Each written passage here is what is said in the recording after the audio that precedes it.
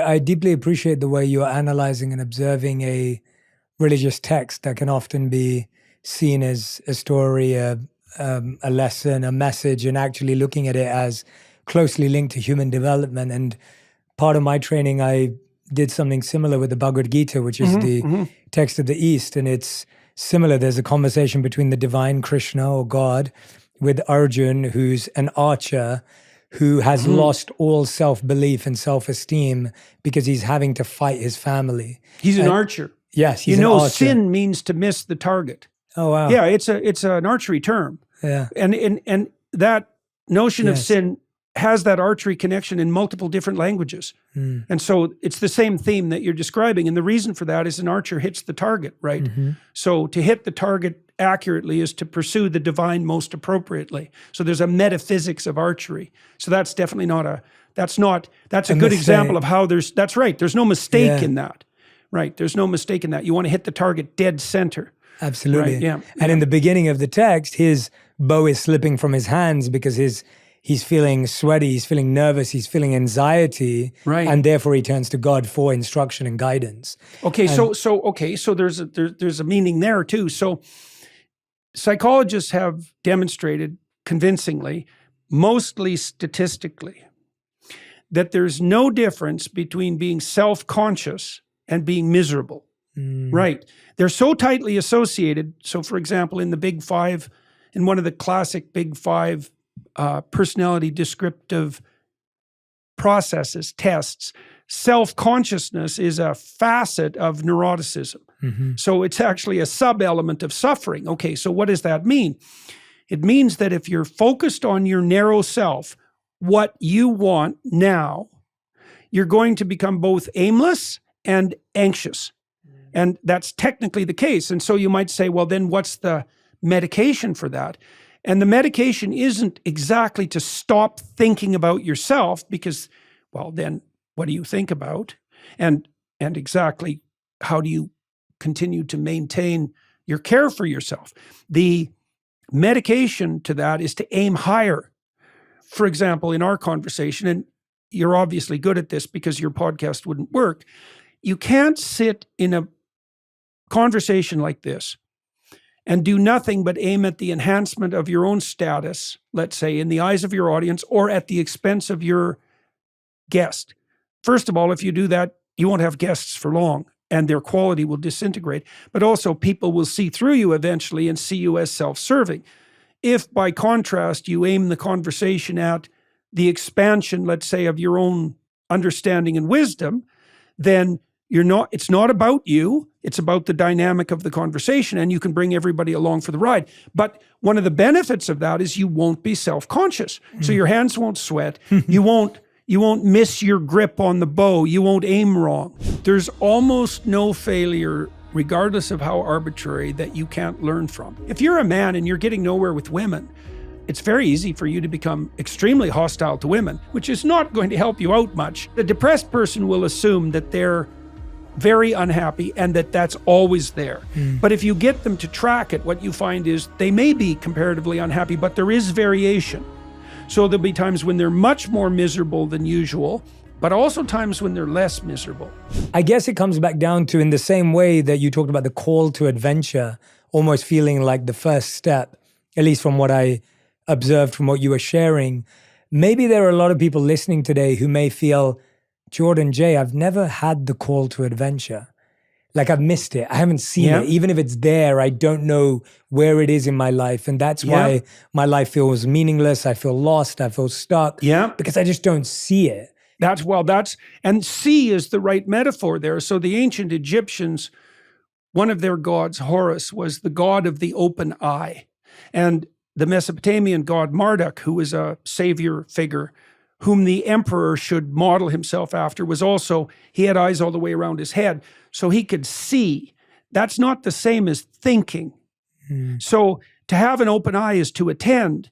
And so you might say, well, if you've missed your adventure, Carl Jung said, modern man doesn't see God because he doesn't look low enough, which is a very interesting way of conceptualizing. It's like one of the things I try to do in this new technology we're developing with essay, but also as a theme in We Who Wrestle with God, is to point out that you can learn to watch.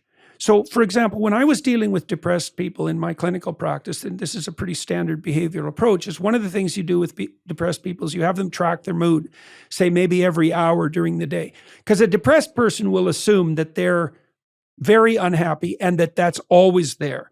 But if you get them to track it, what you find is they may be comparatively unhappy, but there is variation. So there'll be times when they're much more miserable than usual, but also times when they're less miserable. And they may not even really know when those times are without tracking it. So one of the things typically is depressed people will isolate themselves because they think they don't want to see anyone.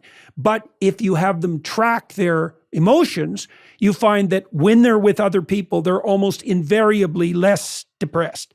Okay, so imagine now I had you make a map of your emotions across a week, and we associated the emotions with what you were doing. What we'd find is some of the things you were doing were making you much more depressed and some of the things less.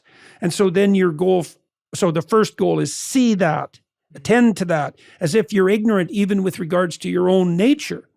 And then the next thing would be, well, how about you do a little bit more of the things that are positive and a little bit less of the things that are negative, right? And then we will remap that and see if you've moved your average mood, up the distribution. And so this is what they call the beginner's mind, at least in part in Buddhism. You want to look at the situation, which might be your own situation, as if you don't know yourself. It's like, okay, well, what am I interested in? People are often loath to even ask that question because they may find, for example, that the thing that compels them forward isn't the thing their father or mother wanted them to do. That's a very common familial story. You might be shocked at who you are. It's highly probable, just like you're shocked when you start to get to know someone else. It's the same as going to apply to you. And the rule there is something like watch, don't assume, right? Don't put your presuppositions before the realities of your experience. All right, so he had to watch. And if you watch, you see you can rectify your aim, right? And so that's the difference between attention and thought. Luciferian intelligences worship their own presuppositions. Someone who's active and attentive watches, they're alert. Meditation can foster that, right? Because it teaches you to be present and awake. And so I would say to people who haven't found their calling is that they're not noticing it in its micro manifestations. It's not going to necessarily announce itself like Gandalf announced himself to the Hobbit. Right? It's going to be subtle. Things bother you. That's part of your adventure. Like there's going to be certain things that grip you and disturb you. And those are the problems that you're destined to have to contend with. And you might be annoyed about that because you think, I don't want to have any problems. It's like, no, you actually probably want to have some serious problems that you can contend with that are going to occupy you, some responsibilities. And then there'll be the things that clearly motivate your movement forward. And it's very good to start to understand what those are, to understand that that's how it works first, but then also to understand them in more detail. And you can start to come to understand that by understanding your own temperament. So for example, if you're high in neuroticism, you're going to be more concerned with safety and security. If you're agreeable, you're going to be relationship focused. If you're disagreeable, you're going to be competitive. If you're conscientious, you're going to be interested in order and productivity. If you're open, you're going to be interested in aesthetics and ideas. Well, right there, you've got a bit of a map of the territory of calling and conscience that you're going to occupy. And so you have a nature, and it's given to you, and it manifests itself in what interests you and what bothers you. And the biblical insistence, at least in part, and this is common, I think, to sophisticated religious systems of thought worldwide, is that there's an autonomy in what calls you and what calls to your conscience, right? You have a relationship with your conscience. You have a relationship with what interests you. It's not exactly under your control. It's something that can guide you and that you can follow.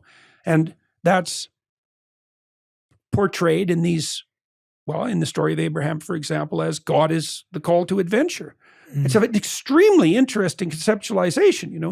You see that implicitly in quest stories like The Lord of the Rings or The Hobbit. You have this ordinary guy who's protected. That would be the Hobbit in in the first book of Tolkien's series, or even Harry Potter, who unbeknownst to him is magical and has ordinary parents, right? So there's this call out of ordinariness, and the voice of that call is associated with, as definition, with the divine. That's not a superstitious conceptualization, and it's not something like an abdication of responsibility in favor of superstition. You know, it's a terrifying idea. It's also predicated to some degree on the idea that the purpose of life isn't something like secure comfort. That's partly why people make so much trouble. So we're not wired for infantile secure comfort. And if we don't have a real adventure, we'll find a false one. And we'll cause a lot of trouble in that false adventure. A lot. Alcoholism, that's a false adventure. Drug abuse, that's a false adventure. You know, sequential parasitical love affairs, that's a false adventure. Political activism of a destructive sort.